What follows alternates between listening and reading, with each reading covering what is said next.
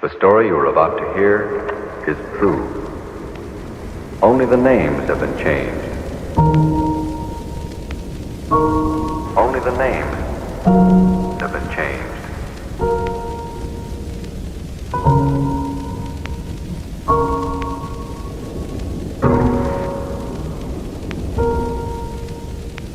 Here, only the names have been changed.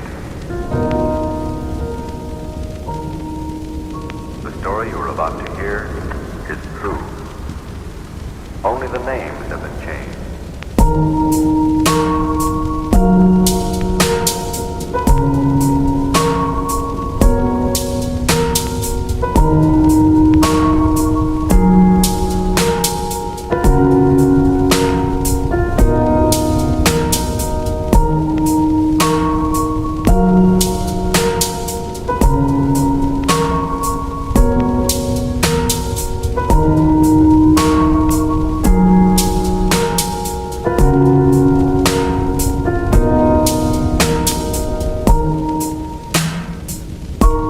Only the names have been changed.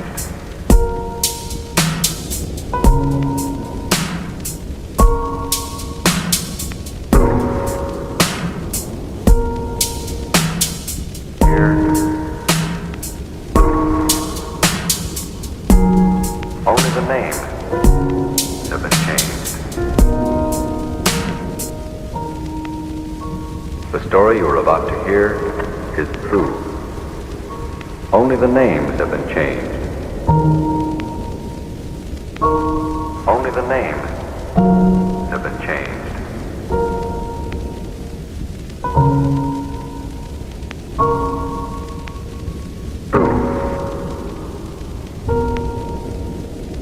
Here. Oke, teman-teman, di sini saya sudah sampai di Gumuk Pasir Parangkusumo. Ya, cukup luas ya, teman-teman, bisa kita lihat. Nah, oke, agak naik. Nah, di sini saya akan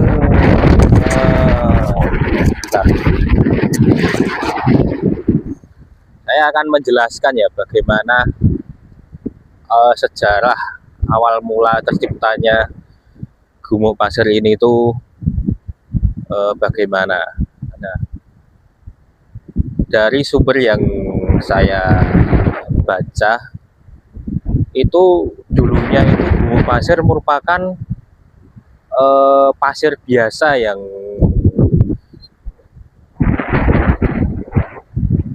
muncul gitu dari apa ya, erupsi dari Gunung Merapi, dari Gunung Merapi di utara sana, dan kemudian hanyut terbawa sungai, kemudian pasir-pasir tersebut sampai di Samudra Hindia, yaitu pantai Parangtritis dan sekitarnya. Nah, di pantai tersebut mengalami proses alami yang disebut dengan apa ya? Jadinya pasirnya itu terkena gelombang, tergerus gelombang secara terus-menerus, sehingga membuat pasir terpecah menjadi pasir-pasir kecil ya, atau yang bisa disebut dengan mikropasir ya, ukurannya sampai ukurannya itu hanya 0,02 mm. Nah, dari situlah pasir-pasir kecil tersebut dapat terbawa angin, dan itu jumlahnya sangat banyak, sehingga pasir-pasir dapat terbawa angin dan terdorong ke utara, dan terbentuklah Pasir Parangkusumo ini. Nah, itu. Dan juga didukung oleh perbukitan yang ada di sana ya. Bentar, ini bisa dibalik. Perbukitan di belakang itu menutup teman. Perbukitan di sebelah timur itu menutup arah angin sehingga memaksimalkan pembentukan alami dari gunung pasir ini. Nah, yang saya maksud adalah perbukitan sebelah timur itu teman-teman. Jadi perbukitan tersebut yang membuat hasil akhir dari gumuk pasir itu terlihat sempurna. Jadi ini arah anginnya maksimal gitu ke arah tenggara sehingga membentuk gundukan-gundukan yang bisa kita lihat di sini ya. Nah, gundukan ini luas teman-teman, luas sekali. Di sana juga ada tuh, nah itu di sini itu masih membujur ke arah barat di sana, namun tertutup dengan pohon-pohon cemara yang masih ada. Di situ ada persawahan, dan di sini juga biasa dibuat surfing gitu yang ada di sini. Nah,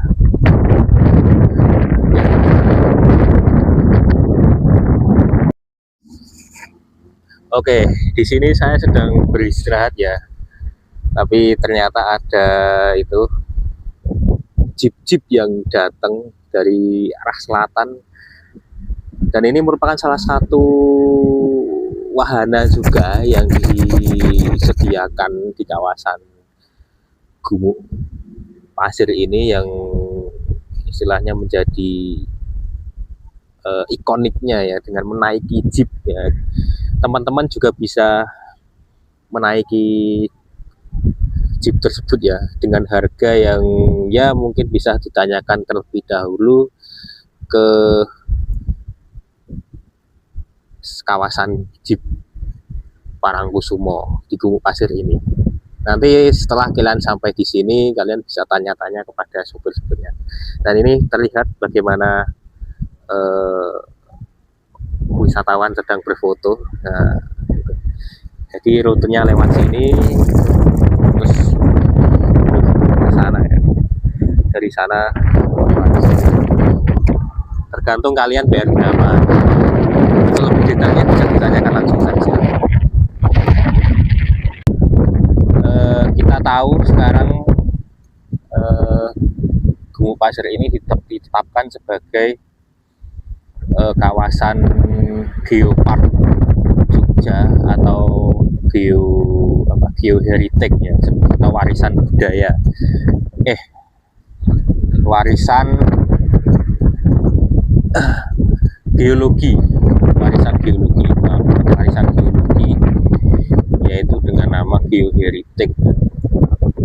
Kenapa kok bisa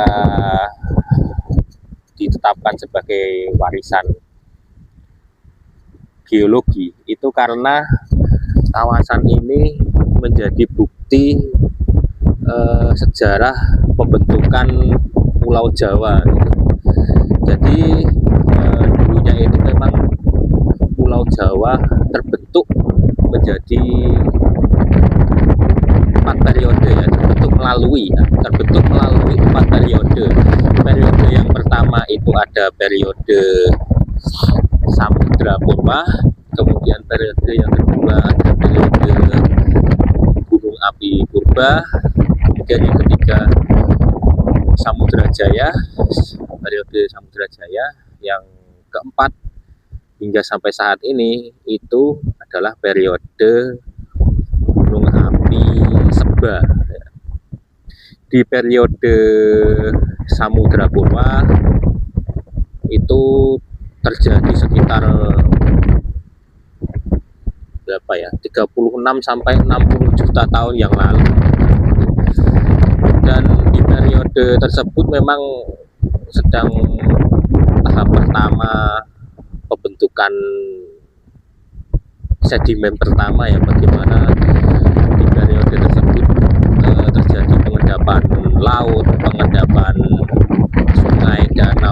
sebagainya. Itu terjadi lapisan sedimen pertama yang ada di Pulau Jawa gitu. Dan di masa tersebut memang terkenal dengan nama Eosen, masa Eosen. Dan kalau di Jogja memang ada salah satu bukti yang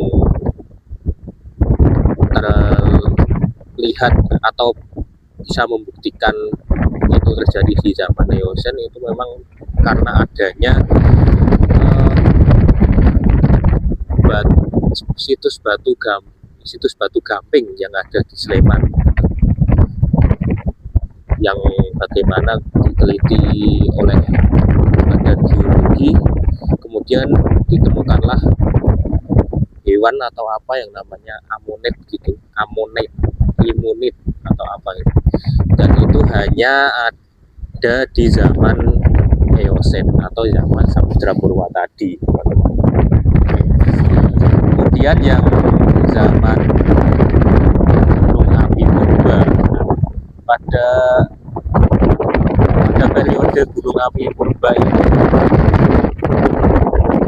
Jawa sedang masa terbentuknya gunung api yang ada di lingkaran lempeng itu Australia, karena di zaman itu bermunculan api dari yang paling barat tentunya ada yang saya tahu ada Sidoro, Subing, Slamet, Lampung,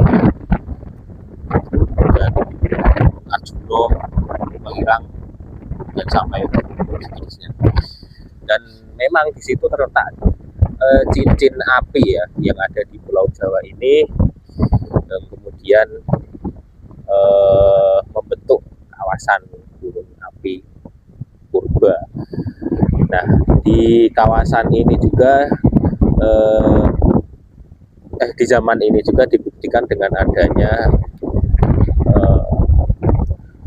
apa ya, saya ada lupa, tapi nanti akan saya cantumkan nanti bukti-bukti yang ada di zaman gunung api purba ini. Kemudian yang ketiga ada periode Samudra Jaya. Nah, di periode Samudra Jaya ini Pulau Jawa tergenang oleh lautan ya. Namun lautan tersebut tenang gitu, dengan pasokan matahari yang cukup, sehingga terumbu-terumbu karang di Pulau Jawa itu sangat banyak dan terbentuk dengan baik. Dan itu juga di Jogja tentunya ditemukan banyak bukti ya, terutama di daerah jalan di Jalan Wonosari sampai ke timur sana itu ditemukan banyak. Kiri kanan jalan itu ada banyak batuan tua yang berwarna putih gitu. Nah, itu memang dapat dikatakan dulunya memang Jawa itu adalah lautan, dari batuan-batuan yang hampir ada nampak di Gunung Kidul itu. Kalau teman-teman lewat di Gunung Kidul itu kan masih banyak itu kan batuan seperti batuan kapur. Nah, itu adalah salah satu bukti adanya zaman Samudra Jaya.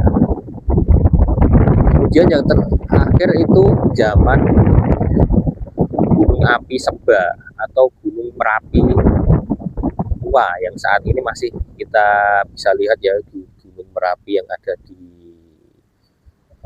Sleman sana, iya, di utara Provinsi Yogyakarta. Nah, hingga sampai saat ini memang masih berlangsung zaman api Seba ini, yaitu dari 2 juta tahun yang lalu hingga sampai saat ini. karena memang proses alamnya masih ada. Dan di zaman kami sebelah ini terbentuklah bukit pasir yang tadi di awal sudah saya ceritakan bagaimana prosesnya. Jadi dari bulan pasir berapi, kemudian hanyut pasirnya sampai ke pantai Bangkites, kemudian tergerus berlubang selama berjuta-juta tahun ya, sama 2 juta tahun itu. Kemudian pasirnya jadi partikel yang kecil dan terbawa angin sampai ke utara pantai Bangkites yang bisa kita kenal sekarang di Bukit Pasir Bangkites. Dan itu penjelasan singkat mengenai proses pembentukan bukit pasir di Bangkites. Kira mungkin itu ya sedikit dari sumber yang bisa saya terangkan. Dan kemudian kita bisa menikmati masih banyak lagi ya. Oke, kita coba explore terlebih dahulu. Oh iya, kalau untuk masuk kawasan Gumuk Pasir ini nanti kalian akan dikenakan TPR Parangtritis yang nantinya akan disuruh bayar per orang itu 15.000, berarti siapkan saja untuk tiket 15.000 kalau masuk lewat gerbang utara maksudnya dari sini. Kemudian ya kalian bisa langsung masuk ke sini. Kemudian di sana juga ada tempat persewaan jeep bagi kalian yang ingin menyewa jeep. Kemudian juga bisa main layang-layang, juga main pasir di sini. Ini dia. Nah, ini pasir-pasir. Ini kecil loh.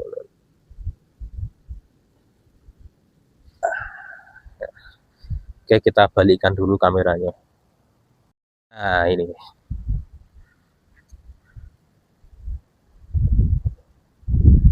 Oke. Itu. Di sini juga kita bisa melakukan surfing karena saya tidak membawa papan. Mungkin kita coba ini ada teman saya yang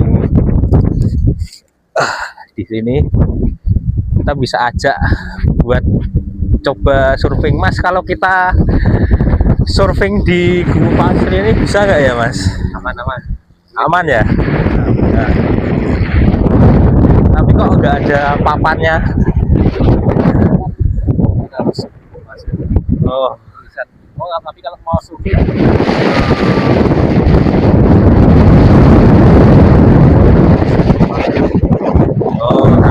kalau gratis itu harus bawa tapi kalau sewa di sini juga ada itu ya kan Mas. Oke. Nah, selain itu juga di sini juga bisa dipakai untuk tempat riwet gratis. Nah, ini nanti kan bisa buat tek-tek manteknya. Di sini juga pernah dibuat tempat pembuatan film Sultan Agung pernah yang ditayangkan di bioskop beberapa tahun kemarin. Itu pembuatan filmnya di sini. Oke, di sini kita akan coba turun ya, yang biasa dipakai buat surfing apa skateboardan di Gumuk Pasir ini. Pasirnya panas teman-teman, pasirnya panas. Kita coba turun. Panas Sim, panas.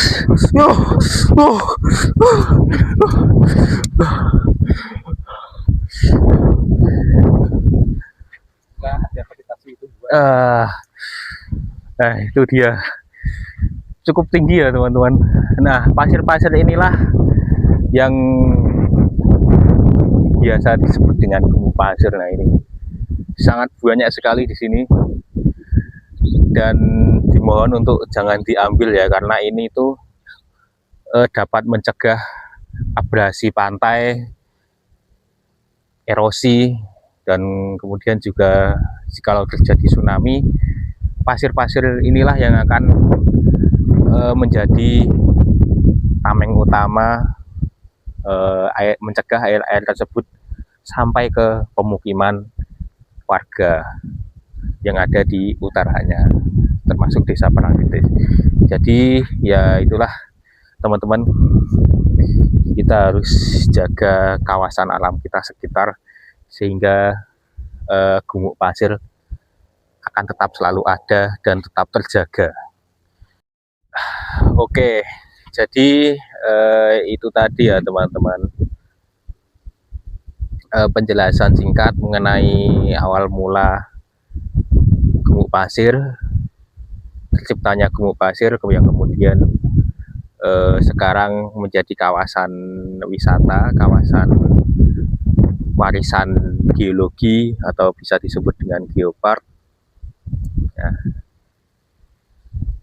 Oke, saya sedang berada di bawah. Oke, sekian liputan yang bisa saya sampaikan di video ini. Semoga dapat memberikan manfaat ya bagi teman-teman yang mau datang ke sini itu, dan dapat memberikan info yang cukup mengenai kawasan wisata atau kawasan geopark geopark gumuk pasir ini. Sekian yang dapat saya sampaikan. Akhirul salam, wassalamualaikum warahmatullahi wabarakatuh.